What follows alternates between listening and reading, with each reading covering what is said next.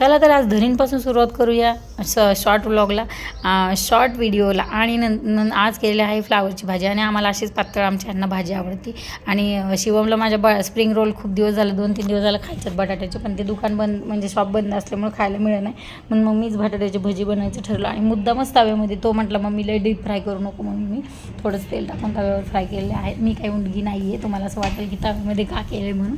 आणि मग बटाट्याचं तेल लई हो नाही म्हणून मी परत ते परातीत हे केलं, पण त्याला वाटेल की त्याच्यात खूप तेल आहे म्हणून ते केलं. त्यात काही नव्हतं तेल वगैरे.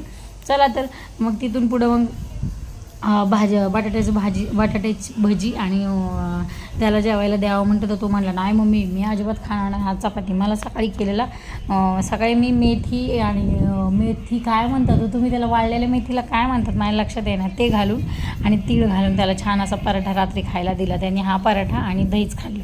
तर तुम्ही सबस्क्राईब करा बरं का नवीन व्हिडिओ.